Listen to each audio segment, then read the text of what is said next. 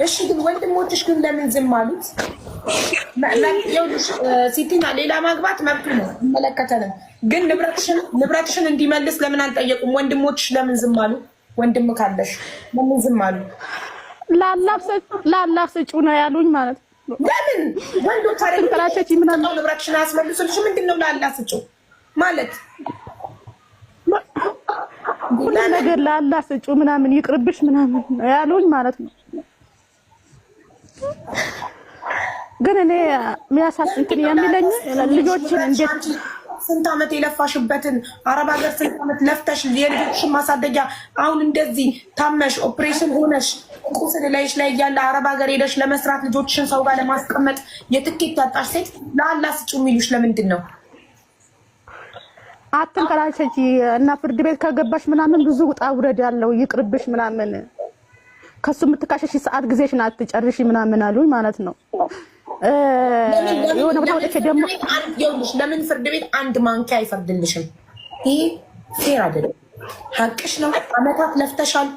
ገባሽ? አመታት ለፍተሻል።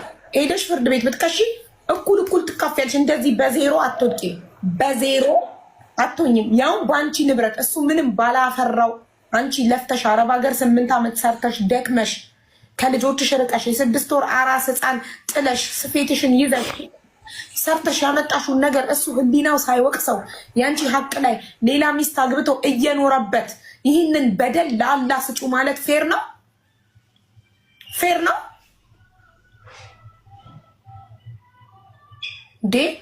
ግዴታው ነው እኮ እንዴ። ምድር ላይም እኮ ፍርድ አለ አይደለ? ፍርድ ቤት ያለው ለምንድን ነው? ሸሪያ ፍርድ ቤት ያለው ለምንድን ነው?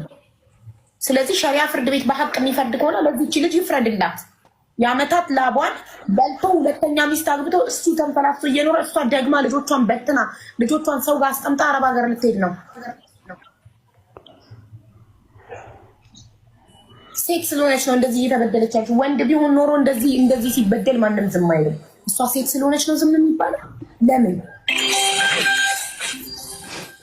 ስለዚህ ሸሪያ ፍርድ ቤት ሄደሽ ከሰሽ እንድታሳይ እንፈልጋለን።